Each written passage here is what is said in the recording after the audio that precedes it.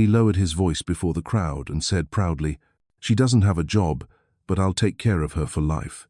The whole room burst into laughter. Only she stayed silent. The next morning, he and his entire group of friends were fired. They were summoned to the office to meet the president. And when the door opened, the woman he had once looked down on was sitting in the highest chair. Seattle in March, rain fell softly, like the quiet sigh of a city long accustomed to loneliness. On the small slopes of Pioneer Square, drops of water slid from old awnings onto wet bricks, reflecting the faint streetlights like memories refusing to sleep. The city carries a tender sadness that makes you want to leave, yet stay a little longer. Amid the rain, Linda Klene stood beneath a transparent umbrella, watching people pass like moving streaks in a living painting. She wore a dove-grey wool coat and a silver-grey silk scarf, simple enough that no one would imagine this woman once walked out of the tallest penthouse in the city, where one glance through the glass could hold all of Seattle in the palm of her hand. But tonight, Linda was not the president of Klene Industries. She was a woman drawn to beauty and stillness tonight, seeking warmth in a small gallery's paintings. The glass door opened. The air carried the mingled scent of oil paint and red wine. A group of art students chatted about the exhibition, while the middle-aged gallery owner greeted guests in a warm, steady voice. "Welcome to the opening night of Reflections of Chaos." Linda strolled, her wet shoes tapping softly on the wooden floor. She stopped before an abstract painting, streaks of red and orange bursting across a grey canvas, like an explosion or a burning sunset depending on one's mood. She lingered there. Every time she looked into it, Linda saw herself, a soul torn between chaos and control, between the fear of being seen too clearly and the longing to be deeply understood. A low, warm voice with a trace of shyness sounded behind her. "What do you see in that one?" Linda turned. The man was half a head taller, with dark brown hair tousled by the wind, an old denim jacket on his shoulders, and eyes that glowed like embers in the night. His smile was unforced, the kind that was simply true. "I see. Someone trying to find order in chaos," Linda said, eyes still on the canvas. "Trying to make beauty out of what can't be controlled." He chuckled softly. "You're generous. I see a mess." Linda tilted her head. "Maybe messes are part of what makes us real." "You believe that?" "I do," she smiled. "No one lives long enough without getting lost inside themselves." He laughed, not politely, but the kind that bursts out when someone touches a truth. "Matt Mercer," he said, offering his hand. "Linda," she replied, placing her hand in his. His grip was warm and steady, but not firm, long enough to feel each other's pulse, not long enough to bind. "Do you come to places like this often?" "Sometimes. I must remember that there's still beauty that doesn't need to be explained." "And I," Matt said, "just came because a friend of mine has a piece in the show. Told me to come support the arts. I still don't get why anyone would spend a month painting something that looks like a kitchen fire." Linda laughed. "Maybe he just wanted to prove that any flame can become art." Matt nodded. "Or maybe he's trying to turn art into a flame. Either way, admirable." They moved together to another corner. Between the jokes, the silences, and how Matt's gaze rested on her, not too long, but long enough Linda felt seen, not as a stranger, but as a mystery worth discovering. "What do you do?" Matt asked as they stopped before a landscape painting. "I'm figuring out what I should do," Linda said. "Figuring out?" "Yes. Trying to see what I can give this world besides just existing." "Brava," Matt nodded. "Most people pick whatever job pays the most and call it a passion." Linda smiled. "And you?" "I'm a project manager at a tech company. Every day's about deadlines, KPIs, and things that make people forget why they started." "Sounds like another painting, lots of straight lines. No soul." Matt burst out laughing. "You talk like a philosopher." "No," Linda said softly, "just like someone who's learned how to be silent." They left the gallery while the rain fell, the street glistening under golden light. "Want me to call you a car?" Matt asked. "No need. I like walking in the rain." "Then let me walk with you to that corner." Linda smiled. "Just to the corner." They walked side by side, silent except for the rain and the rhythm of their steps. Matt glanced at her a few times, curious, cautious. "You're different," he said. "How so?" You don't talk to fill silence. You let it exist. It's terrifying. Linda laughed. Terrifying. Yet you're still here. Terrifying in a way that makes me want to know more. At the intersection, she stopped. The red light reflected across the wet street. This is where I stop, Linda said. How about coffee tomorrow? She paused for a moment. Maple Street Cafe. 9 a.m. Matt's smile brightened. I'll be there. She walked away, her slender figure fading into the misting rain, the clear umbrella catching the glow of streetlights. Matt stood watching, still smiling, though his eyes were uncertain as if he'd stepped into a dream without knowing how it might end. 3 blocks away, Linda stopped by a waiting taxi. She spoke softly into her earpiece. I'm coming home. Open level 47. Her assistant's voice replied, Yes, Miss Klene. Linda looked back. Matt was still there, under the lamp, watching the direction she'd gone. She smiled faintly. He doesn't know that light shines on both worlds. Back at her penthouse that night, Linda slipped off her wet shoes, poured a glass of wine, and gazed out through the glass. Seattle was still raining, as it always did. But for the first time in years, she felt warmth rising inside her, as if a storm within had finally begun to ease. The next morning, the rain hadn't fully stopped. The windows of Maple Street Cafe were fogged with steam. Old jazz drifted softly through the air, and the smell of roasted coffee mingled with quiet laughter. Linda arrived first, choosing a corner table by the window, private, yet open to the passing world. She wore a white sweater, her hair loose, just a touch of color on her lips. No luxury, gold, just simplicity, the rarest thing for someone always seen through titles. Matt arrived 5 minutes late, smiling with a mix of awkwardness and joy, a bunch of wildflowers wrapped in damp newspaper in his hands. Not sure if they're your style, but I saw them and thought of you. Linda accepted them and inhaled the scent, grass and earth, honest and raw. They're beautiful, she said, because they don't try to be perfect. Matt sat across from her and ordered 2 cappuccinos. Usually when people meet at an art show, Linda said, they remember the paintings, not the person. Usually, Matt smiled. But you're not usual. Neither are you. Careful, he teased. Unusual people tend to make us overthink. Their conversation flowed as easily as the rain outside. Matt discussed work deadlines, ambition, the hunger to make something big. He spoke with the faith of someone who believed success could mend every hollow place. Linda listened, asking questions that made him pause. What kind of mark do you want to leave behind? She asked. He thought for a moment.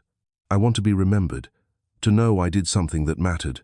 Do you want to give people what they need or think they should want? He laughed, uneasy but sincere. No one's ever asked me that. Maybe because you haven't met someone who makes you answer honestly. The silence between them wasn't awkward. It had rhythm, warmth. As a faint sunlight broke through the clouds, Matt said quietly, I don't know why, but talking to you feels peaceful. Maybe because I don't need you to prove anything, Linda said. They left the cafe just as the rain stopped. Let me walk you home? No need. I can walk. Then I'll join you just a few blocks. She nodded. They walked close along the sloping street, the wind carrying the sea's chill. You don't say much, Matt said, but when you do, it makes me want to listen. Linda smiled. Listening is its own kind of courage. At the corner, she stopped. Do you think every meeting happens for a reason? Some people show up to remind us who we are. Maybe, she said softly. Or maybe they come so we realize we're not yet who we thought. She left, and Matt stood under the tree, feeling something strange, familiar, yet elusive, like catching a glimmer of light in the rain without knowing its source.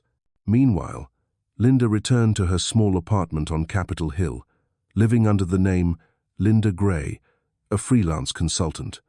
She placed the wildflowers in a glass jar and gazed at them for a long time. Never in her life had such a simple gift felt so moving. She stood by the window that night, watching the rain-washed city below. Her phone buzzed. A text from an unknown number. Thank you for this morning. I can still smell the flowers on my sleeve. M. Linda smiled. Typing back. Keep it. One day, it'll remind you of what's real. She set the phone down and closed her eyes.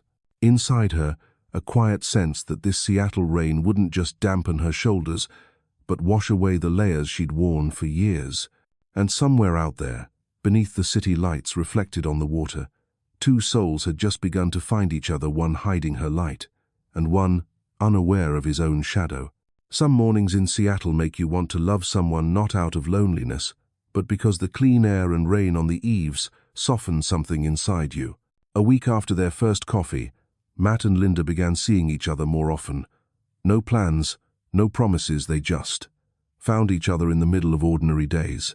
On Saturday morning, Maple Street Cafe opened early again. Linda arrived first, ordering 2 cappuccinos and a butter croissant. Matt came in, hair damp, coat dripping, and a folded newspaper. "Nothing new in the news," he said, sitting. "Housing prices are up, rain still falls, and people keep pretending to be strong." Linda smiled. "Maybe they're just surviving. And you? Are you surviving too?" "Maybe," she said, sipping her coffee. "But at least today, I'm not lonely." Matt looked at her, his eyes steady, holding a warmth deeper than the steam rising from the cup between them. The mornings that followed unfolded the same way. Sometimes they sat quietly reading. Sometimes they talked about nothing.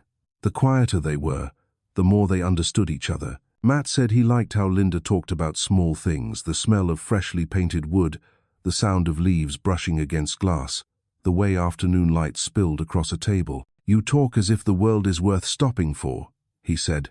"It is," Linda replied. "People just don't dare to stop."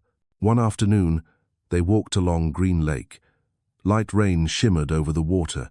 Matt told her about growing up in Oregon, a low-income family, a father who fixed cars, a mother who ran a small store.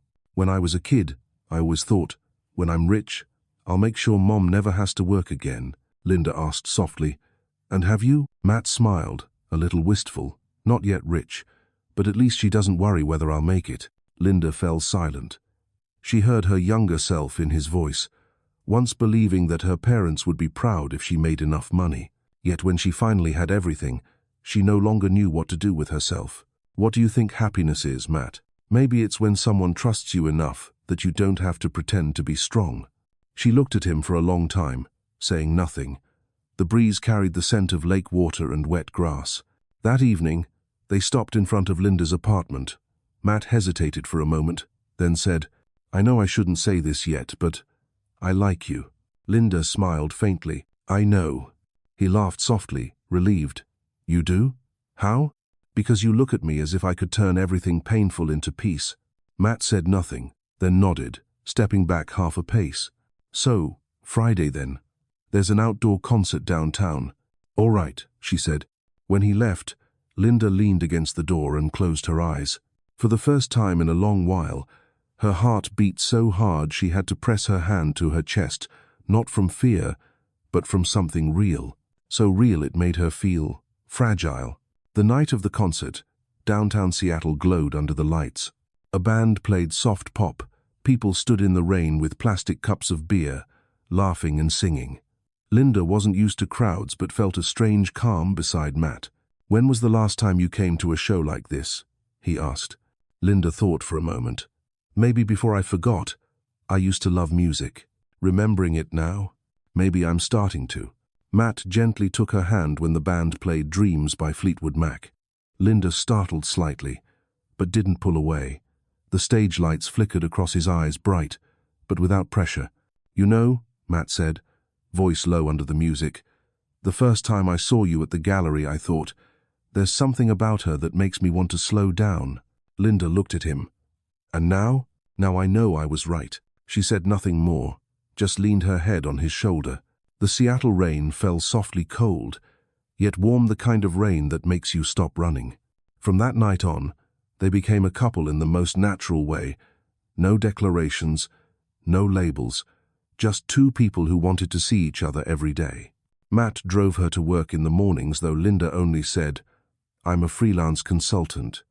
In the evenings, she cooked simple dishes for him: pumpkin soup, pasta, and apple pie. "You cook like someone who's had to take care of herself for a long time," Matt said. "I just try to make food taste like memory," she replied. "Sometimes, When Matt talked about work goals, projects, promotions, she listened, watching his enthusiasm. Once he joked, "If all goes well, I might make regional director next year. Then I can take care of both of us."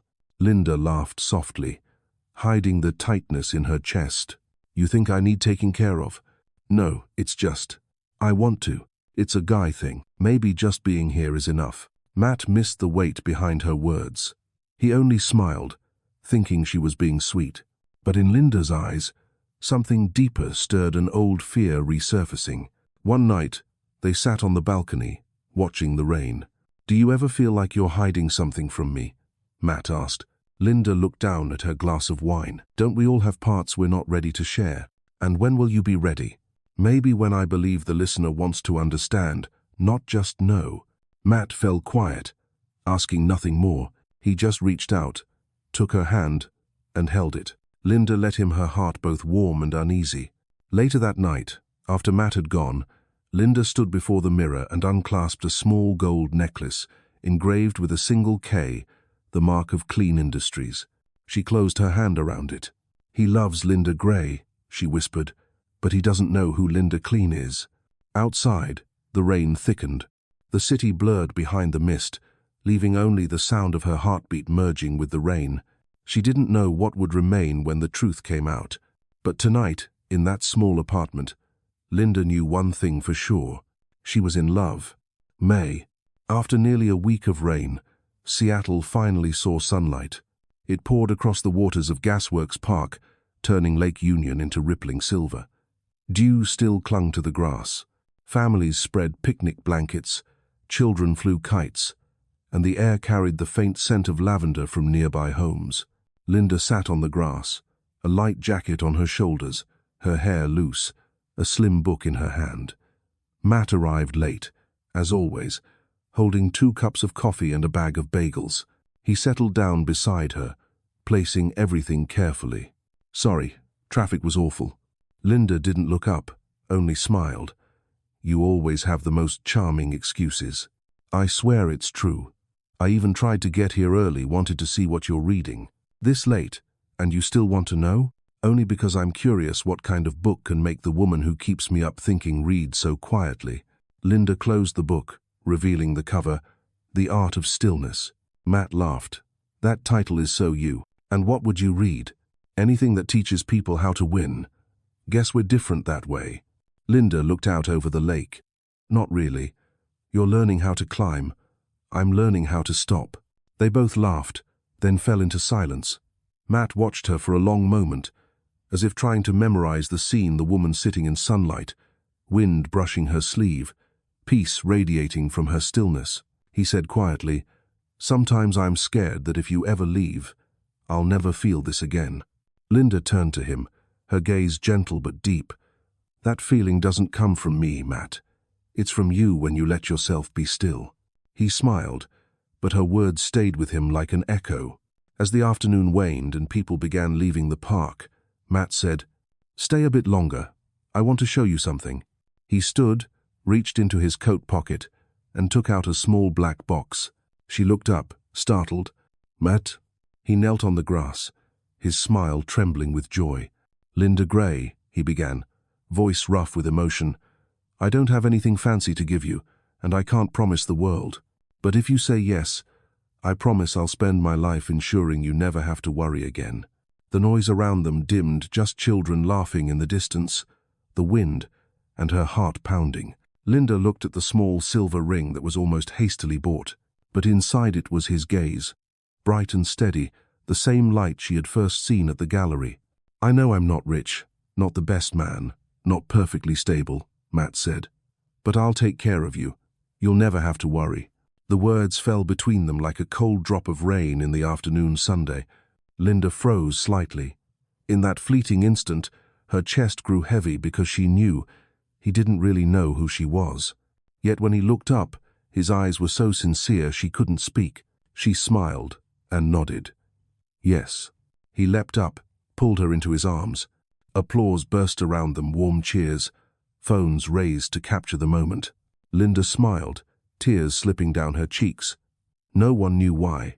Matt brushed her hair back when they sat again and whispered, "I know this ring isn't much, but I want you to wear it so you'll remember someone loves you for real." She answered softly, "I will." He sighed with relief and held her tighter. "From now on," he said, "you won't have to worry about a thing." Linda looked down at the ring, the metal cold, glinting in the fading light. "Yes," she murmured, "I believe you." But inside, the words echoed differently. "I believe you, but I'm not sure you're ready to know who I am." That afternoon, the wind picked up, and clouds began to gather. Over the lake, the kites fell, fluttering through the air, beautiful but unsteady, like her heart. That night, Linda came home late. She placed the ring on the table and stared at it under the lamp, a small thing, yet heavier than all the million-dollar contracts she'd ever signed. Outside, rain began again, the quiet rain Seattle reserved for those torn between heart and reason. Her phone rang. It was her mother, Margaret Klene. "Linda, I heard you just got engaged." Linda froze. "You?" "Found out fast. In Seattle, nothing escapes social media," her mother said calmly. "Do you love him truly?" "I think I do." "But you haven't told him who you are?" "No." "And when do you plan to?" Linda said nothing. "You know," Margaret continued gently, "someone only truly loves you when they can love your light and shadows. If you let them see only the soft parts, they'll fall for your fragility, not for you." Linda gripped the phone tightly. "Mom, I just want to love like a normal person." "But you're not normal, Linda. You need to learn how to love without hiding yourself." When the call ended, Linda stood by the window, watching rain pour over the city. Her mother was right, but part of her wanted to believe she could keep the secret until Matt's love was deep enough to survive the truth. The next morning, Matt came to pick her up. He looked radiant, his eyes bright, and he talked non-stop about the wedding, the future, and the house he was searching for. "I want a place with a small garden, lavender in the yard. You'll have a reading nook, and I'll have a garage to work in. Every morning I'll make you coffee." Linda watched him paint the future, love and pain stirring in her chest. "Do you think love can keep two people alive forever?" she asked quietly. Matt smiled. "Love gives people a reason to try harder. I don't need much, just you." They strolled through Pike Place Market, where the smell of fish mixed with flowers and pastries. Matt bought her a bunch of tulips and said, "I know you like things that aren't perfect." "I like them because they're real," she replied.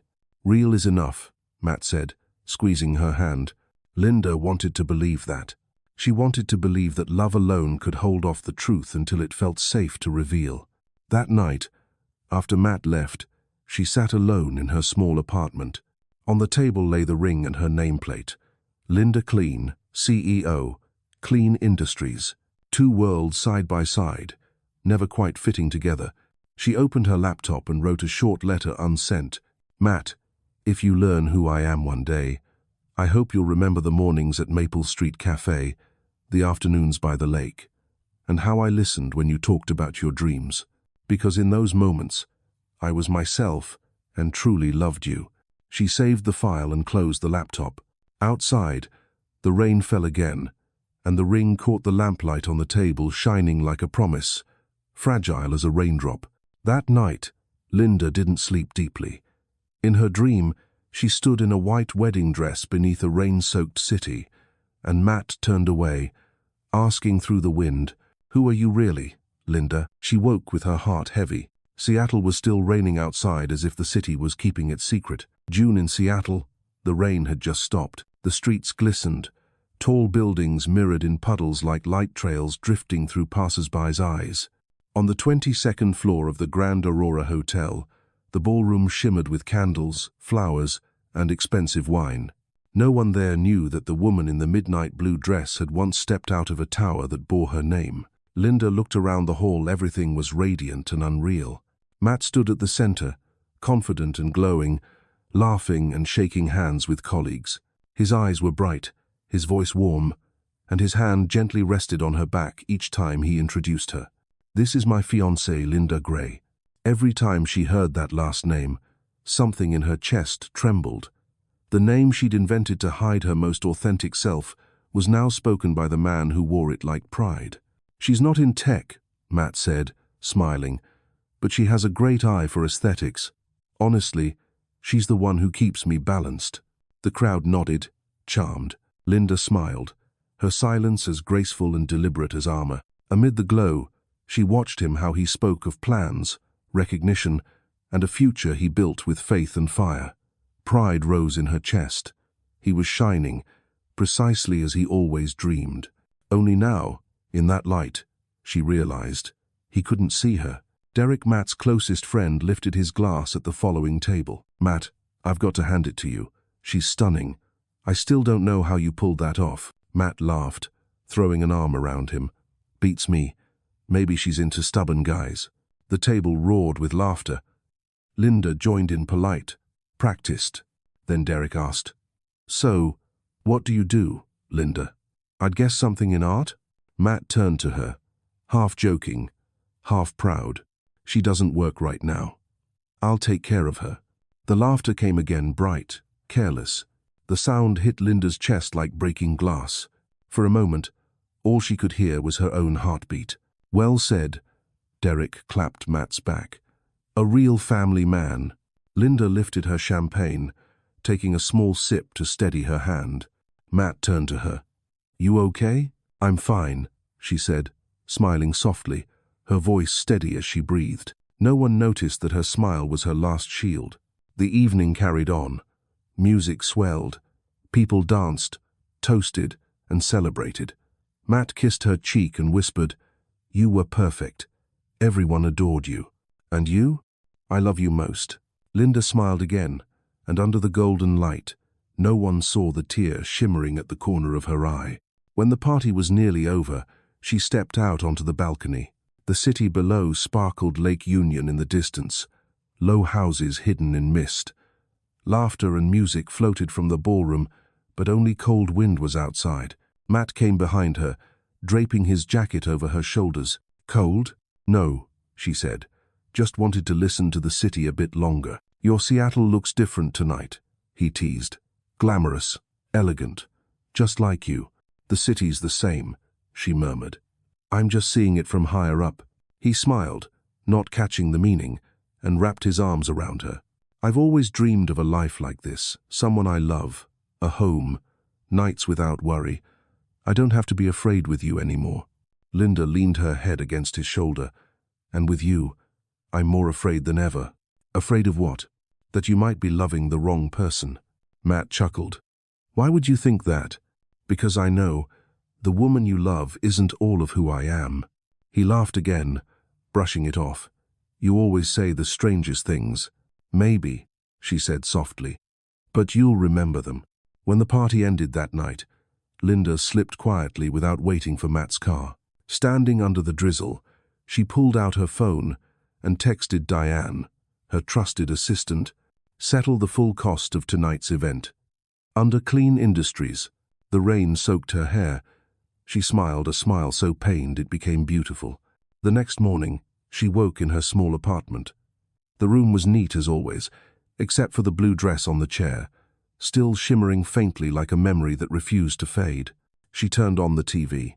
The morning news replayed scenes from last night: the engagement of Matt Mercer, project manager at West Tech, and freelance consultant Linda Gray. Linda watched herself on the screen, smiling, radiant, utterly foreign. That wasn't her, she thought.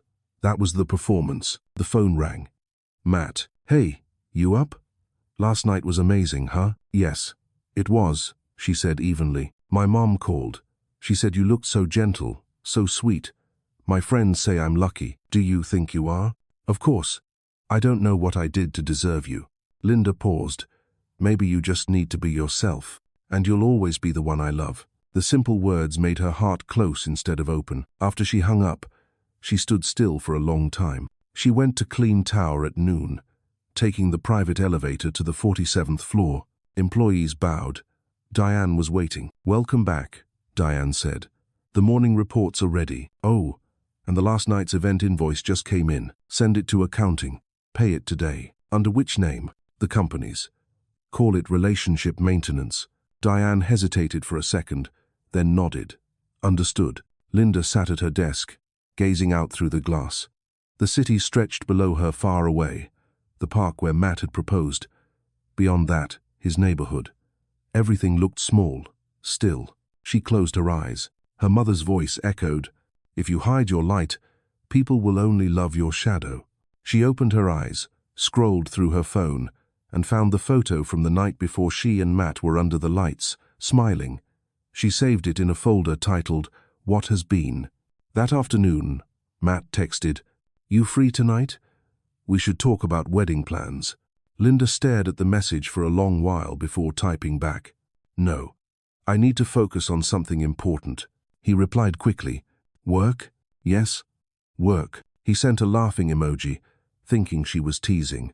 But for Linda, it was the first time in their relationship she had spoken in her own language, brief, incredible, and accurate. That night, she stayed in the office with Diane until late. "I'm pulling our investment from West Tech," Linda said. Diane glanced up.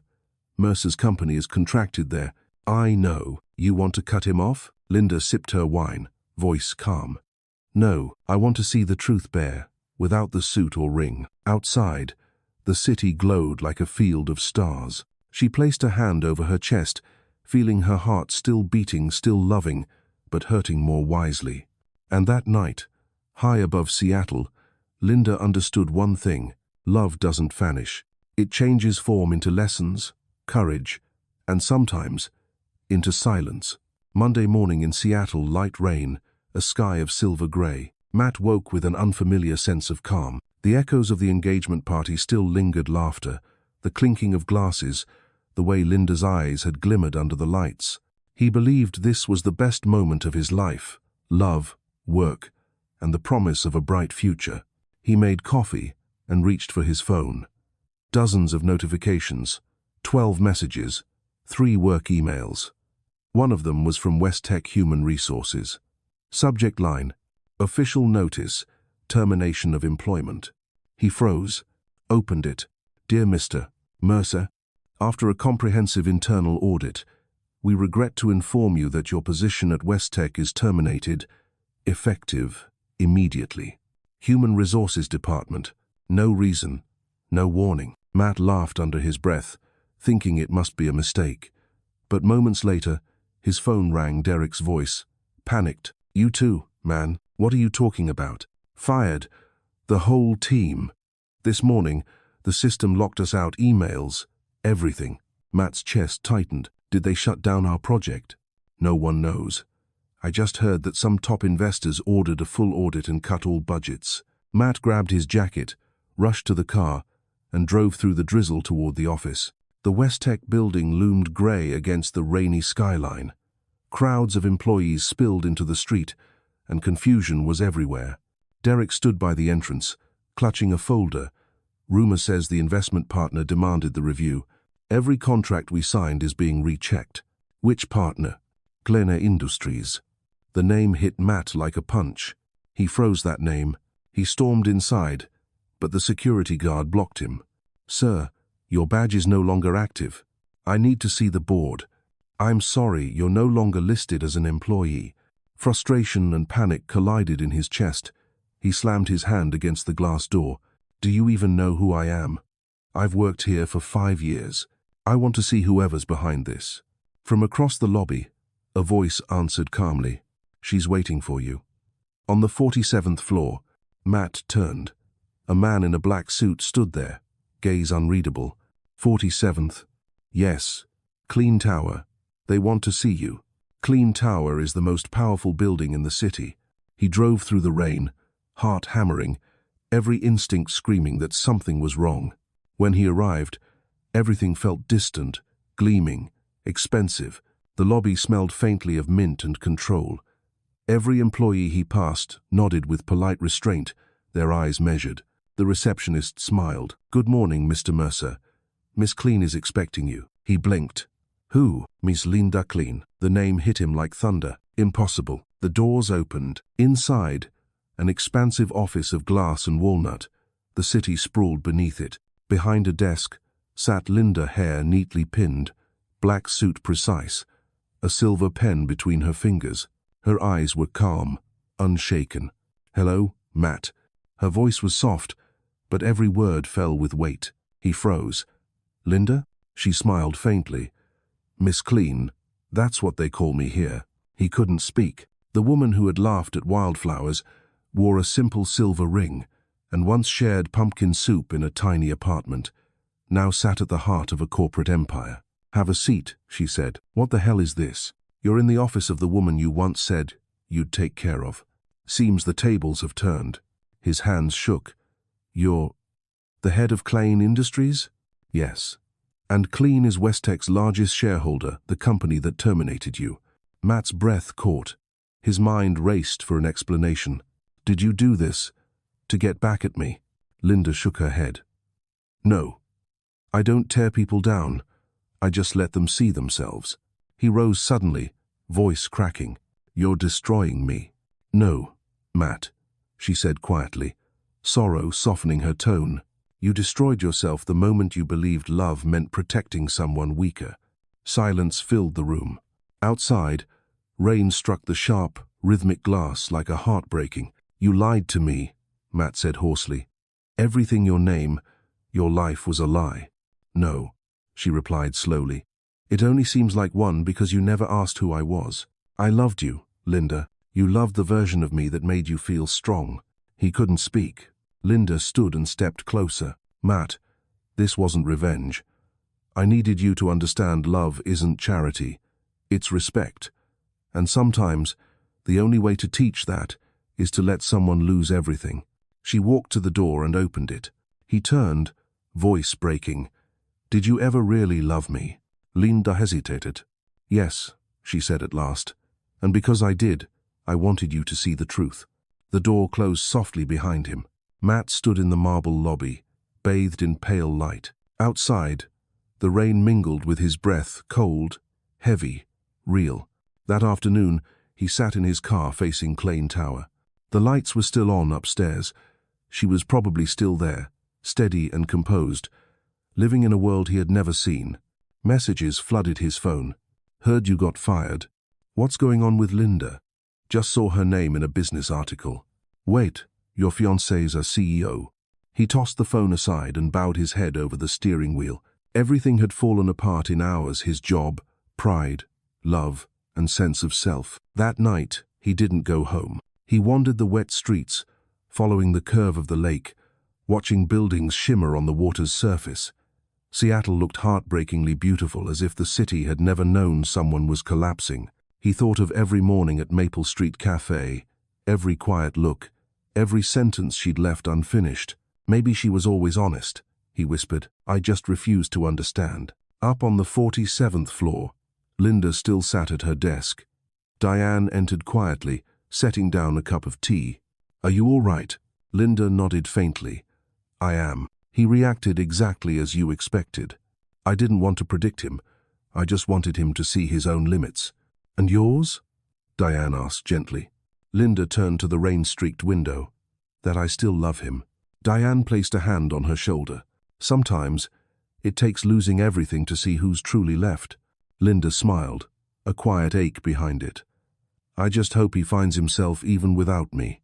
Matt sat alone in his empty apartment as the city slept that night. The silence was so deep he could hear the ticking clock. He opened his laptop, meaning to draft an appeal, but instead, he wrote a single line. I don't know if I hate her for deceiving me, or for having the courage to be real. He saved it, then lay his head down on the desk. Outside, rain fell steadily. The lights of Seattle stretched long across the walls, two parallel streaks of gold and gray, like two souls that once walked side by side, now divided into separate worlds. July in Seattle, relentless rain, a sky the color of steel. Matt lived as if every trace of color had been drained from his world. He still woke at 6 each morning, out of habit, but had nowhere to go. His clothes still hung in the closet, his shoes still shone, his coffee still brewed, but now the smell nauseated him. His desk sat empty, his laptop locked, his phone silent. For the first 3 days, he told himself it was temporary, just a misunderstanding. It'll be sorted soon. But by the 4th day, when his email access was revoked, when messages from coworkers slowed, when the sympathetic calls stopped, he understood. It was over. That afternoon, Derek called. You holding up? Matt forced a laugh. I'm fine. You know who pulled the strings? Word is Klene Industries ordered the audit. They're saying, Linda's really the CEO. Matt said nothing. Holy hell, Derek exhaled. You were engaged to Linda Klene. She's a legend in Seattle finance. You didn't know? I know now. You're kidding, you knew. And still, I don't want to talk about it. He hung up and tossed the phone onto the couch. Night fell. The rain went on. Matt sat in darkness, lights off. The rain against the window matched the beat of his slow, heavy heart. He remembered her eyes that day in the office. Not angry, not vengeful, just sad. That sadness hurt more than any humiliation could. You never really saw me. Her words had cut deeper than any blade. He thought about the times he'd bragged, said I'll take care of you, the moments of confidence that now sounded like arrogance. All of it felt absurd. A week passed. Bills came. With no paycheck, no insurance, no response from recruiters, reality pressed in. Every company he applied to knew what had happened at Westtech. No one dared hire the man cut off by Linda Klene. He'd become an outsider in the world he once belonged to. He sold his car, his last valuable possession. The money covered 2 months' rent and some debts. He applied to smaller firms, but there was no reply. Friends drifted away. No one wants to be tied to someone with drama in the finance world, Derek admitted. Matt didn't blame him. He understood. Some nights, he stood in the rain outside Klene Tower, staring at the 47th floor. Maybe she was there in a meeting, laughing, or gazing out at the same stormy sky. He wondered if she ever thought of him, then cursed himself for wondering. One night, drunk beyond thought, he called her. The phone rang, then stopped. He called again, no answer. A third time, busy tone. He threw the phone to the ground and sat on the porch steps as rain soaked his face.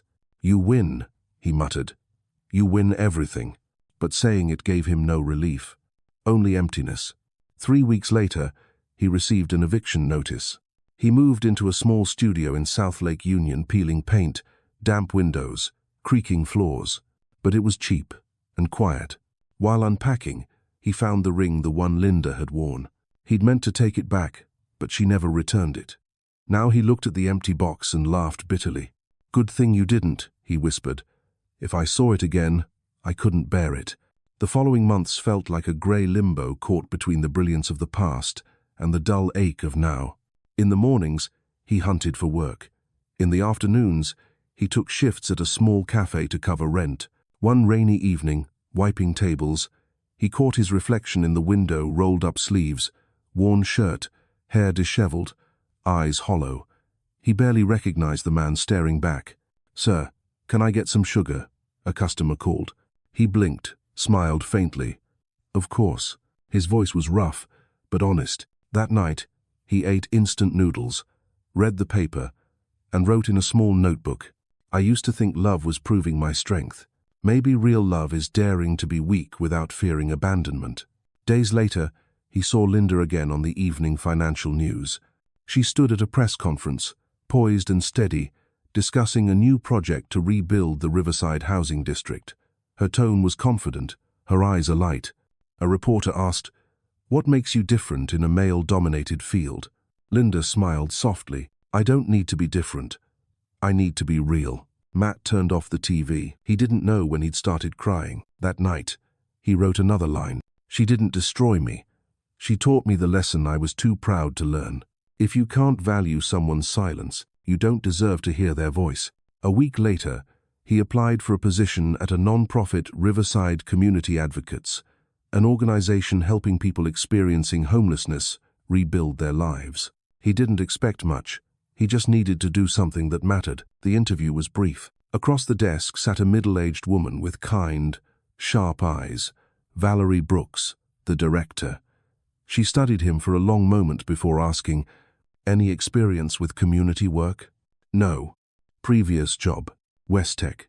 "Before that, a few startups." "Reason for leaving?" "I was fired." "Why?" "Because I was stupid." Valerie looked up, then smiled for the first time. "Good. I like people who can admit that. Start Monday, 8 a.m. Matt's throat tightened. He nodded, smiling faintly. "Thank you." That evening, he turned the lights on early for the first time in months. He cleaned the apartment, cooked himself a small meal, and opened the window to the cool air. Something inside him shifted small, fragile, alive, like a seed pushing through after endless rain. He wrote one last line in his notebook, the words trembling slightly. I once loved Linda because she made me feel big. But maybe I'll learn to love her again through what's small. Monday morning, and Seattle was raining once more. Matt arrived at Riverside at 7:45 a.m. The building was old, with a fading wooden sign that read, Riverside Community Advocates. We don't save the world, we fix one corner at a time. Valerie Brooks, the woman who had interviewed him, sat in her office, sipping coffee. You're early, she rasped, her voice rough from years of cigarettes. I was afraid of being late. People are only afraid of being late when they still respect where they're going. Good. She handed him a pair of gloves and a hammer. Let's start with something real. The backyard needs 4 new garden frames. The build team's outside. Go learn. Matt looked down at his hands that once signed million-dollar contracts now about to hold a hammer and saw. He smiled faintly. All right, I'll learn.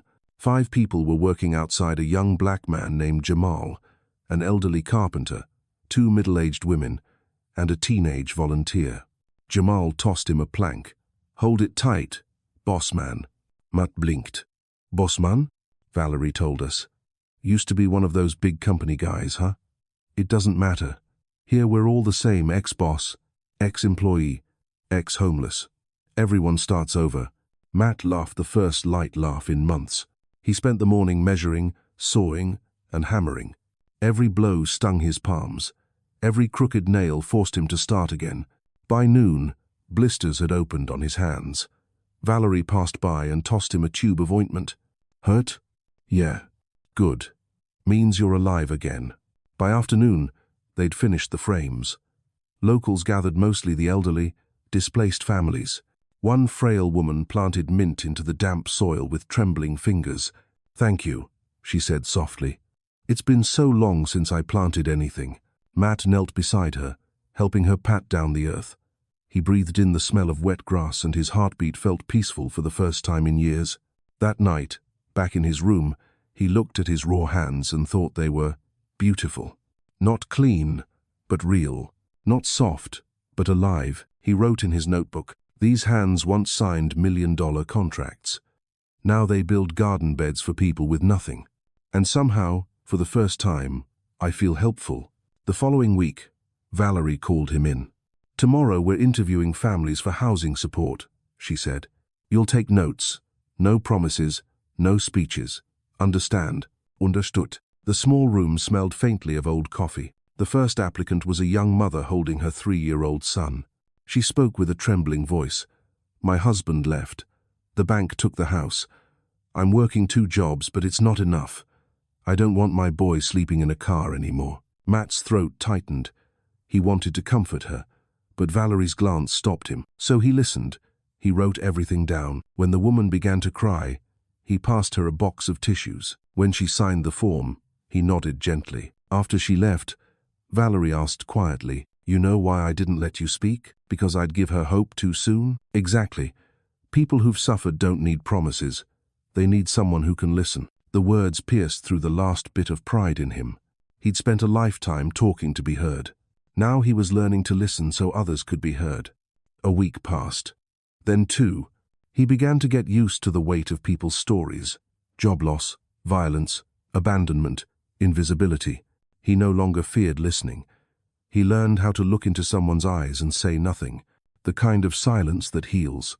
One afternoon, Valerie asked, If Linda Klene walked in here today, what would you say to her? Matt smiled without bitterness. I'd say thank you for teaching me how to listen. Valerie nodded. Good. That means you're starting to be human again. 3 months later, Matt became a full-time employee at Riverside. He was put in charge of the temporary housing renovation program. He went from neighborhood to neighborhood, meeting people, drawing up plans, securing funds, and working with local officials. Don't be afraid to get your hands dirty, Valerie told him. And don't be afraid to bow your head. Both are real strengths. Matt learned to smile not to impress, but to connect. He learned that a shared cup of coffee could mean more than any polished speech. He began to write again, not about himself, but about the people he met. A local paper ran a story. Former West-Tech manager helps rebuild homes for the homeless. The reporter asked, "What made you choose this path?" Matt answered, "Because I once lost everything, and the people who had nothing taught me how to start again." That evening, he returned home and opened his window. The air carried the scent of wet soil and distant cooking fires. He looked up. The Seattle sky rarely showed stars, but a few faint ones flickered through the clouds that night. He smiled, and in a glass office high across the city, Linda sat at her desk, reading that same article. Her eyes lingered on one line. "Because I once lost everything, and the people who had nothing taught me how to start again." She leaned back, silent for a long time. Diane asked, "You know him?" Linda's voice was barely above a whisper. "Yes. And maybe I never really stopped loving that man." Autumn came to Seattle. The air turned crisp, the rain gentler, the sky washed pale blue, as if cleansed after a long storm.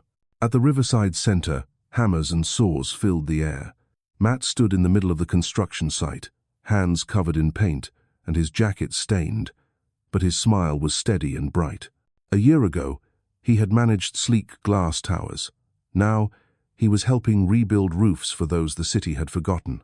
And somehow, he had never felt more useful, more alive. That morning, Valerie arrived with a folder of documents. "We've got a new project," she said. "An old city complex slated for demolition. If we can secure funding, we can convert it into a community housing area. I want you to lead." "May?" Matt asked, surprised. "Yes," Valerie said with a faint grin. "You've got enough experience and now, enough humility." He smiled, soft and sincere. "I'll give it everything I've got." The workload was heavy, but Matt didn't mind.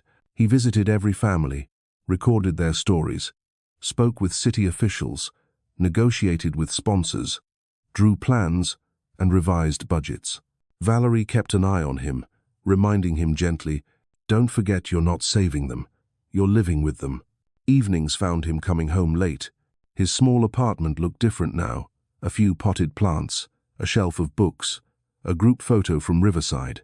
In the corner hung his old West-Tech jacket, not as a regret, but as a quiet reminder of what he'd learned about being human. One afternoon, during a meeting, Valerie answered a call and turned to him. "Matt, someone from Klene Industries wants to meet you." He froze. "Me?"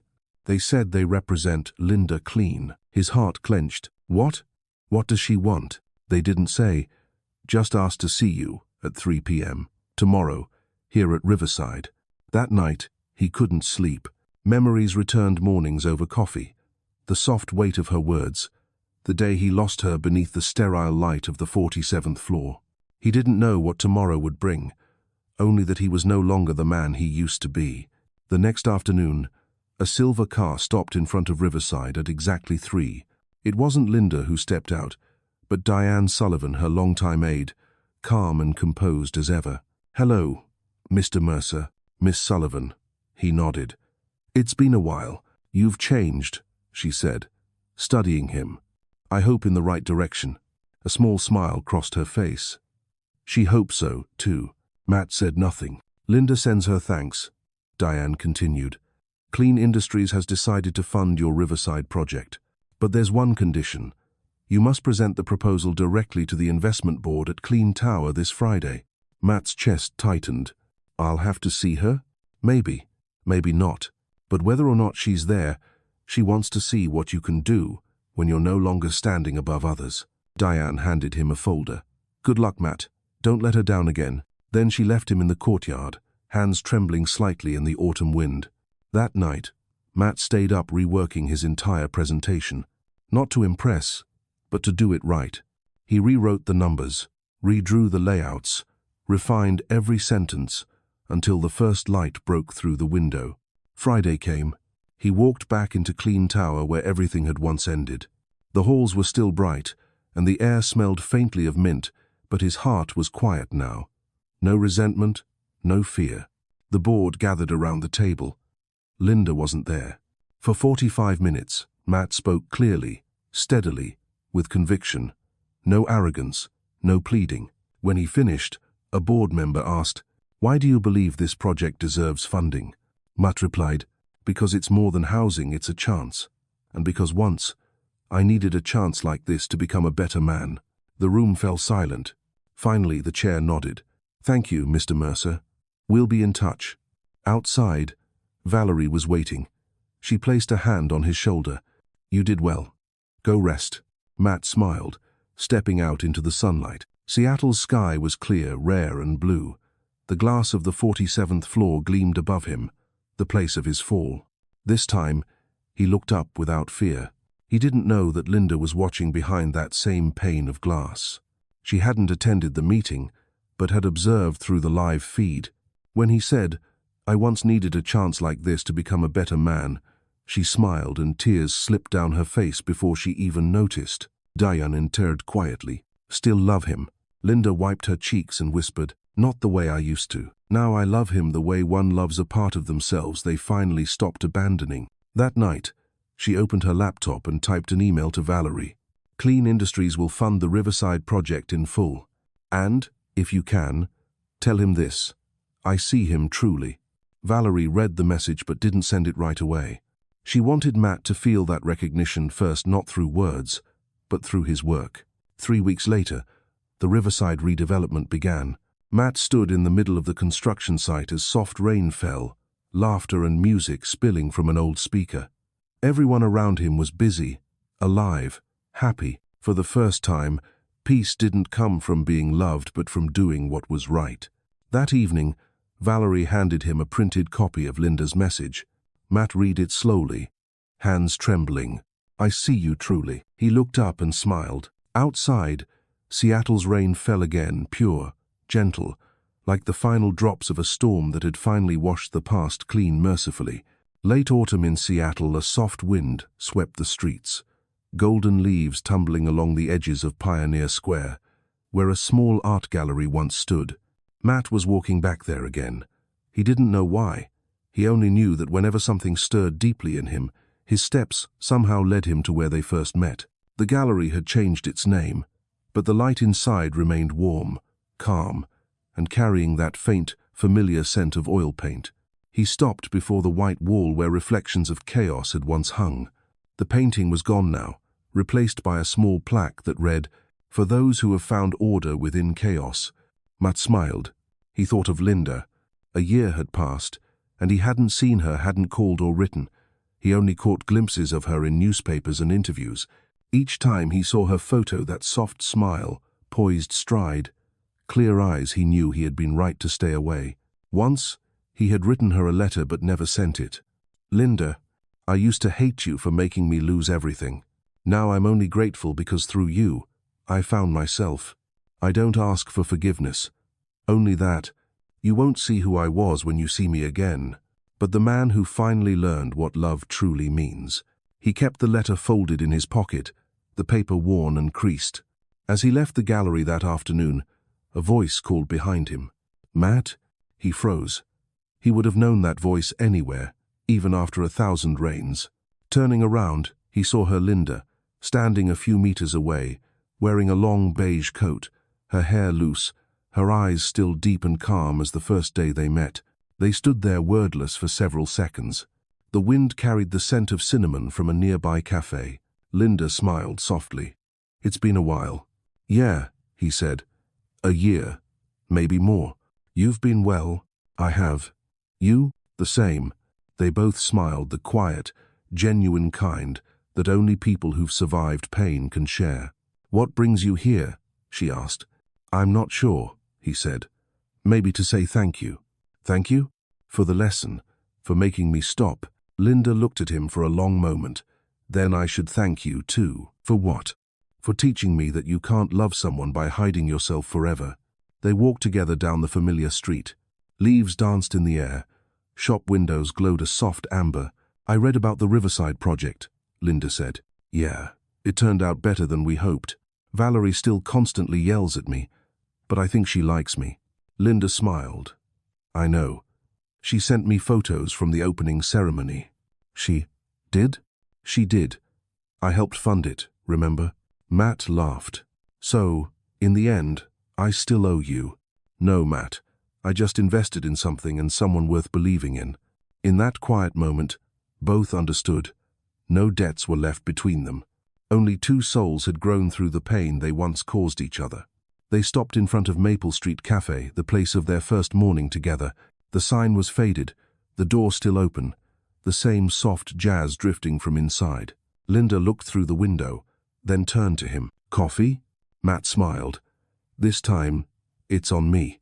The cafe was still warm, still smelled of roasted beans and quiet stories. They sat at the same table, the one once filled with sunlight. Now it was afternoon. The light softer, gentler, just like them. I remember, Linda said. You once told me that if you had me, you'd take care of us both. Matt chuckled, shaking his head. God, I was arrogant. No, she said gently. You were honest. Just at the wrong time. And you said, you think I need to be taken care of. Linda smiled. I was wrong too. Everyone needs someone who cares. They both chuckled, a laughter touched with peace and a hint of old tenderness. I read your final project report, Linda said. You know, I'm proud of you. Matt met her gaze. I don't need you to be proud. I want you to know without you, there wouldn't be this version of me. Linda lowered her head, voice trembling. I was afraid that if we met again, you'd hate me. I did, he said softly. But hate only lasts when you don't understand your pain. Once you do, all that's left is care. Her eyes welled. A tear slipped, falling into her coffee, vanishing in the foam. Matt reached across the table not to hold her hand, but to rest his on hers, gently, simply, truthfully. Forgiveness, he said quietly, isn't about forgetting. It's about learning how to love again the right way. She looked up, eyes glistening. So you've forgiven me? I never really did. I just needed time to understand why. And now you do? He nodded. I do. They sat like that for a long while. No more words needed. The late sunlight poured through the window, a soft golden glow across their faces. Linda glanced outside. I thought if we ever met again, I'd have to explain everything. But now, I want to sit here. So do we. She smiled. The world's so noisy out there. But here, it's quiet. Because here, there's nothing left to prove. When they left the cafe, dusk had settled. They walked side by side through the old streets as light rain began to fall. Matt lifted his jacket over her head, the same instinct as before. You still do that? She teased. Yeah, he said. Can't let you get wet, not even in a small rain. They stopped at the same intersection where she once said, let's stop here. This time, she turned to him. Are you stopping now? He smiled softly. No, but if you do, I'll stand with you. Linda looked at him longer than ever before. Then, in a voice barely louder than the rain, she said, Matt, if we could start over, I wouldn't want us to be different people. I'd want us to meet exactly now. He nodded, eyes shining. So would I. The rain fell harder, blurring the streetlights into halos of gold. They didn't hug, didn't kiss. They only looked at each other, and in that look was everything. The ache, the growth, and a love that no longer needed words to be believed. As Linda turned to go, Matt whispered, Thank you for seeing me. She turned back, smiling. Because you finally let me. Then they walked away, two paths diverging once more, not in farewell, but in grace. Because now, they no longer needed to shelter each other in the dark. They had both learned how to stand in their own light. Seattle, 3 years later. June sunlight filled the city, no rain, no fog, just gold and wind gliding softly along the lakeside streets. Matt woke in his small apartment on the city's south side, now a true home. The room was neat, its walls hung with drawings gifted by children from Riverside Center. A small vase of lavender sat on his desk, grown from his hands. He brewed coffee and opened the window. Birds chirped, and cars hummed faintly in the distance. It was an ordinary morning, and to him, that was happiness. Riverside had become something much greater. Homes of Hope, a community project where over 200 families had found new homes. Matt was now the program's director, bridging non-profits and companies, People called him Mercer of the homeless. He only smiled. I used to be homeless too, inside my own heart. That afternoon, Riverside held its 5th anniversary celebration. There were many guests among them, representatives from Klene Industries. Matt doubted Linda would come. She had stepped down as CEO a year earlier, shifting toward green investments. The press called it a turn toward sustainable values. He believed that, wherever she was still doing what was right. The lake set the outdoor stage. The sky was glass blue, ribbons of white fluttering in the breeze. Matt stood at the podium, looking out over faces that once carried despair, now lit by laughter. When the microphone clicked on, he spoke. 3 years ago, I lost everything. But one thing I never lost was the capacity to love and be loved even in failure. Everyone here has taught me this. We don't need power to change the world, only faith in what's good. Applause rose and lingered. He bowed slightly, then stepped down. Valerie was waiting, her smile proud and gentle. You did it, Matt. He hugged her. Because of you. She shook her head. No, because someone once made you fall at just the right time. Matt paused, then followed her gaze toward the crowd. His heart stopped for a beat. Linda was there. She wore a pale blue dress, her hair loosely tied, her smile calm, her eyes soft with peace. Amid the people, she wasn't the most striking, but he saw her first, just as he always had. She walked toward him slowly, through the wind and laughter. It's been a while, she said, a greeting quiet enough to carry 3 years of silence. Yeah, he said, smiling. A long while. I wasn't planning to say anything. I just wanted to see you. And me, Matt said, meeting her gaze. I just needed to see you smile. They strolled along the lakeside path, a few words between them. Children's laughter rang out nearby. The water lapped gently against the shore. Do you remember the first time we met? She asked. In the gallery, he nodded. You stood before a chaotic painting and said it had order. Because I've always believed chaos has its own reason for being. Matt smiled. And it took me a year to understand that. They stopped by a wooden bench. Linda sat, eyes turned toward the shimmering water. Are you happy? She asked. Yes, he said. But not like before. My happiness now is smaller but more real. And you? The same. I learned that the most valuable thing isn't keeping someone. It's not losing yourself while loving them. The wind brushed her hair across her face. Matt watched her quietly, no longing, no regret, only gratitude. Matt, she said, if I could go back, I'd still do everything the same, but this time I'd tell you the truth sooner. And I, he said gently, would talk less and listen sooner. They laughed together, a sound light enough to close a chapter. The sun dipped behind the city skyline, its reflection rippling gold across the water. Linda rose to her feet. I have to go.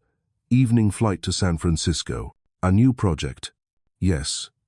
Renewable energy. Sounds like something you'd love. Maybe because it reminds me of you, not dazzling, but steady. Matt chuckled softly. I thought I was just your past. She smiled. No, Matt. You're the compass. I just learned to find new directions because of you. For a moment, they said nothing. Then she reached out, placing her hand gently over his chest, where his once broken heart now beat quietly. What do you keep in there now? The things I never really lost, he said. She pulled a small envelope from her purse. I should have sent this 3 years ago. He opened it. Inside was a short note, in her familiar handwriting. Matt, if one day you find yourself again, remember this. Love never ends. It only changes shape, becoming the light that leads us somewhere better. L. Matt's vision blurred. Linda took a small step back and said softly, now I believe you found that light. Because of you, he said. No, she whispered. Because you were brave enough to face the dark. She turned and walked away, her figure growing smaller in the golden light. Matt didn't call after her. He didn't need to. He finally understood when someone truly finds a place in your heart, they don't need to stand beside you to stay. He sat on the bench, watching the rippling water. A little girl ran past, letting a paper kite rise into the sky. The string stretched taut. The kite climbed higher, glowing in the soft light of dusk. Matt smiled faintly and murmured, Thank you, Linda, for teaching me how to love without holding on. Seattle drifted into the evening. The last light touched the lake blue, calm, and clear, like the name of a new morning waiting to begin.